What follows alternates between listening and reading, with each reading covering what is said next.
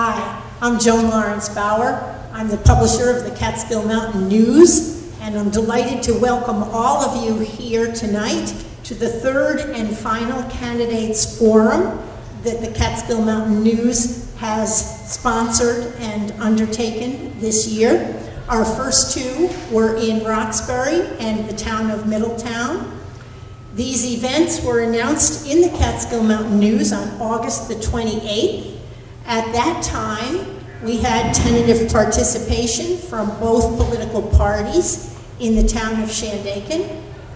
Since that time, the Democratic Party decided not to participate in this event and instead decided to set up their own competing event on the same night at the same time. I think that's unfortunate, but we tried to make concessions. We tried to come to an agreement on things that would work for them. It didn't work. What we did do, and it's printed up there on the table, was outline exactly how this was all planned. Why is it here? Why not there? We gave all candidates all of the questions ahead of time so that it would be fair to everyone and transparent. We do, however, take questions from the audience, so there are some wild cards there. But in any event, we've been doing these events this way for many years, and they've always been very well received by all of the people who participated and all of the people who attended. And we look forward to having that same result here tonight. Before I introduce our moderators and our candidates, I do just want to set the stage a little bit.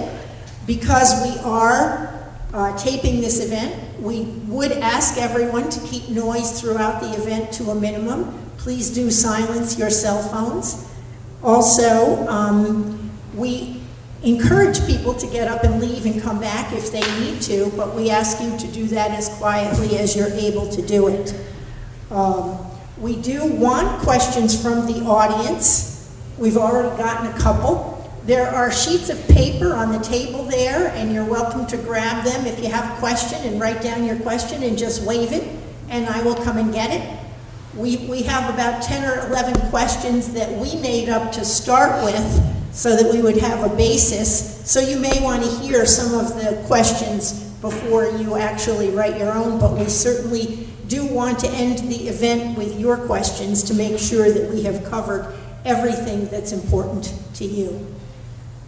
Our candidates to my left are Rob Stanley, who is the current supervisor of the town of Shandaken, Ken Booth, who is running for a seat on the town council, and Kyle Steen, who is also running for a seat on the town council. They have agreed on the order of events tonight, and Rob Stanley will begin, followed by Mr. Booth, and then followed by Mr. Steen. And we will follow that order throughout the evening. Each candidate will give you a 2-minute opening statement, and then our moderators will begin questioning the candidates. Each candidate will get to answer, and those who were the second or third may get to do a rebuttal. Our moderators are from the Catskill Mountain News, Eddie Donahue, who has moderated all of these events. And with Eddie tonight is Andy Cahill, who is a activist and politically interested person, but not from the town of Shandaken, so no one has to worry about her fairness. Okay? I do, as I said, the paper is up on the table if anybody wants to see where this was announced. And with that, I'm going to turn it over to Eddie Donahue. Thank you. Well, we're going to start with opening statements. You'll each have 2 minutes. We're going to start with Mr. Stanley. Thank you, Eddie. First, I want to thank the Emerson and the Catskill Mountain News for hosting this event. I'd also like to thank my wife for allowing me out tonight while she's home watching the kids by herself. I'm running for supervisor for my 6th term because I feel I've done a good job. I've done a fair job in representing this town. When I came into office originally in 2010, there was a lot of diversity and discourse amongst communities within Shandaken, between business owners, between just citizens themselves because of issues that were facing the town. I feel that I've brought civil discourse to this town. You know, we can agree to disagree on issues, but we can be still civil to one another. I feel I've built the sense of community throughout the entire 12 hamlets of Shandaken. We used to have discussions of how come Phoenicia is getting flowers, but Big Indian isn't getting flowers. How come this is getting done in Pine Hill, but this isn't getting done in Chichester. We're really trying to address the town as a whole and bring a sense of community to the entire township. We are stronger together than we are apart. I've also built stronger relationships with other communities throughout the Catskill Park. We helped establish the scenic byway, which I think again gives us a stronger voice throughout the Catskills and for the town of Shandaken. We're connected with Olive, Shandaken, Fleischman's, Margaretville, Middletown, and Andes all together. We hope to continue building that relationship as well as further relationships with our friends up in Hunter and Windham and Lexington. And I certainly hope to continue helping the town of Shandaken get these processes and assets moving forward and continue prospects for us. Thank you, Mr. Stanley. Mr. Booth, your opening statement. To let you know why I'm running and my qualifications, I'd like to start with a little history first. For me, in 1984 was a big year. I graduated from Clarkson University with an MBA, married a local girl, Jane Dibble, and bought a house in Shandaken. I've always been community-minded, and in my 35 years as a Shandaken resident, I've raised 2 kids. I've served the community in the past as a Cub Scout leader, Phoenicia School PTA vice president, and I'm currently serving the community as a church trustee chairman and a church financial secretary. I'm also an EMT with the Shandaken Ambulance Squad. This last April, I retired after working for Westchester Medical Center for 31 years. About the same time, I was asked about running for the town board. I've always believed that local government should be by and for local people. So after giving it some thought, I decided it would be a great way to continue my record of community service. To me, one of the biggest issues facing the town right now is supporting local families. I think families are the heart of any community, and I think we have to do things to encourage families to move here, as opposed to being just a tourist destination. We need to promote such things as the great programs we have at the Pine Hill Community Center, our local libraries, and our great school system. Another issue in Shandaken is cell phone coverage. As a first responder, I know firsthand the importance of being able to call for help when needed. The Democrats have been saying we needed cell phone coverage for years. Yet since 2016, they've had a 4-to-1 majority on the town board and have not been able to accomplish anything. I think we can do better. To be clear, I have no hidden agenda, no short-term housing issues, no businesses to promote. My only goal in running is to use my years of business experience to do my best to make Shandaken a great place to live. Thank you, Mr. Booth. Mr. Steen, your opening statement. Hi, I'm Kyle Steen, running for town councilman. I've lived here for 30 years. I went to Phoenicia Elementary School, graduated Ontario in 2001. I worked locally all my life here in the town of Shandaken. I'm a member of the Sons of American Legion. I worked on numerous fundraisers throughout the years here. I would love to give back to my community, as my community has given me throughout the years here. I love this town, and I think I'm a perfect fit for town councilman position. I give 110% to everything I do. Anyone that knows me knows that. You can please ask them. I don't have a personal agenda. I just want what's good for the town as a whole, and I believe I can serve the people with the best of my ability. I have a reputation for being reliable, relatable, and respectful, and I hope I can use that to my advantage and to the town's advantage. Thank you. Thank you, Mr. Steen. If you guys could just move your mics a little closer. I think some of the people in the back are having a little problem hearing. For our first question, I'm going to turn it over to my esteemed colleague, Ann Gale. Thank you, Eddie. Let's start with Mr. Stanley. Mr. Stanley, local flooding has become more frequent and more severe.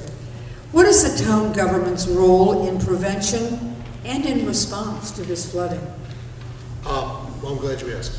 Actually, under my supervisorship, we did experience, in my first year in office, we did experience 2 flooding events in Phoenicia, which prompted us to create the Shandaken Area Flood Assessment and Remediation Initiative, Safari Group, which meets regularly, monthly. It has helped us to understand better FEMA regulations, to respond to the FEMA regulations and regulators. We've gotten certified as flood managers, and quite honestly, Shandaken, we believe, and we met with FEMA last week over an issue, has the most per capita certified flood managers within the U.S. We have 5 certified flood managers living within the town of Shandaken out of 3,000 people, which is quite a high number. We have been working hard with our partners, be it through the watershed, the DEP, the DEC, FEMA, for trying to find better resiliency projects. We have done flood analyses through Phoenicia, Mount Tremper, Shandaken, Alabin. We have continued to find funding for people to help elevate their homes and find better resiliency projects in order to secure them for future flooding events. We have not seen a flood in quite some time, about 8 years right now, and I'm telling you that it's coming.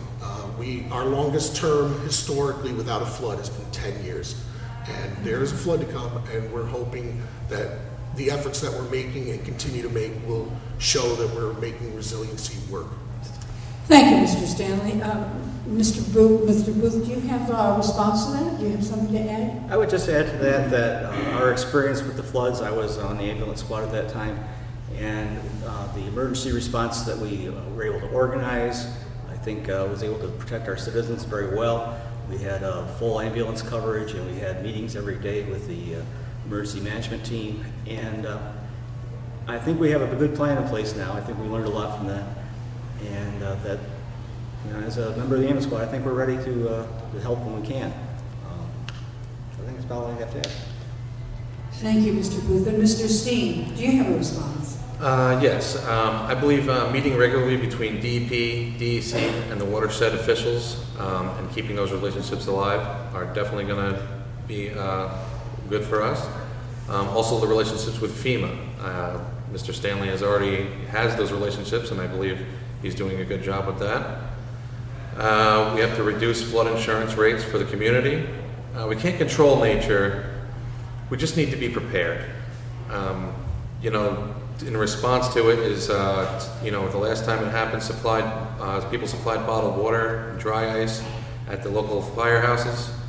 The emergency response system we have to alert people now, we have calls to every house, and social media is also a big thing of this. And also cell service wouldn't hurt to have in this area as well. Thank you, Mr. Steen. For our next question, we're going to start with Mr. Booth. The question is, as a community in the Catskill Park in New York City watershed in the Scenic Byway program, what would you do to beautify the community and prevent people from violating planning and zoning codes? I guess I'd like to start off by saying I think we have a pretty beautiful community here. As evident by any weekend, that's nice. You'll see our mountains full of people come up to hike, they come to see the scenery, they come to view the rivers, and they've come to do the Catskill, the Railroad Explorers. And as far as people who are violating our planning and zoning codes, I think we're just getting started this year with our building inspector. He's been getting up to speed. Before this, we've been kind of not doing well at that, I should say. But I think he's doing a good job. He's learning a lot on the job and making progress in the complaints that people have brought to him. And I think we need to continue that process. And if people have complaints, they should be contacting him and working through the system. Thank you, Mr. Booth. Mr. Steen, same question. Those are all very good points, especially we do have a beautiful community here. The Big Indian Beautification Project is already in place, so that's already something that's happening. Communities also need to get together and help each other and stop bickering and really actually get out there and do some, community work. As far as prevention, Howie McGowan now has the ability to enforce the existing codes and address insufficient codes. He may need help in this. Perhaps hiring an additional person to help him enforce these codes may be the right thing to do. Thank you, Mr. Steen. Mr. Stanley, same question. Yeah, I'll reiterate again. We all believe this is a beautiful area to live in. We love living here. It's really about enforcement, folks. We have had quite a bit of turnover. It's tough to keep people in these jobs with the pay scale that we pay. That's really the bottom line. Howie has done a really good job of getting up to speed, training himself, getting himself certified, getting himself to the point where he can now really enforce these codes, and it's really staying on the enforcement and following through. We have a large town. It's 120 square miles. It's the size of Brooklyn, Queens, and Manhattan combined geographically, with 3,000 people living in it. It's a large area to patrol by one man. That's why in this year's budget we have increased a second line for a new zoning officer or assistant zoning officer to assist Howie in his efforts in enforcement. And it really comes down to using the existing codes that we have on file. There are some need to update some of these codes because really they haven't been updated in many years. And technology, things have changed, development patterns change, and we need to respond to the community and what the community needs. Just to reiterate something Mr. Steen touched on, I really do feel as Big Indian Alvaria has come together as a community to do beautification projects, that we need more of that. We need the individual communities to come together, not to fight amongst each other, but to help beautify themselves. There should be a Mount Tremper, Mount Pleasant beautification. There should be, there is a Friends of Phoenicia, and I'd like to see more of those groups start to form to help with beautification efforts throughout the town. Thank you, Mr. Stanley. We're going to direct the next question to Mr. Steen, the aforementioned Mr. Steen. Short-term rentals have become a major issue in every part of the state. Please tell us what you see as the pros and the cons of these operations and what you would propose to balance the pros and the cons of these operations. Well, the bottom line is we do need STRs in the area, short-term rentals, for local businesses as they produce revenue for the town of Shandaken that we desperately need. Business owners and employees both benefit from the people that are coming up. They spend money in the town, the workers, whether it be a waiter or a bartender, they all benefit from this. I don't want these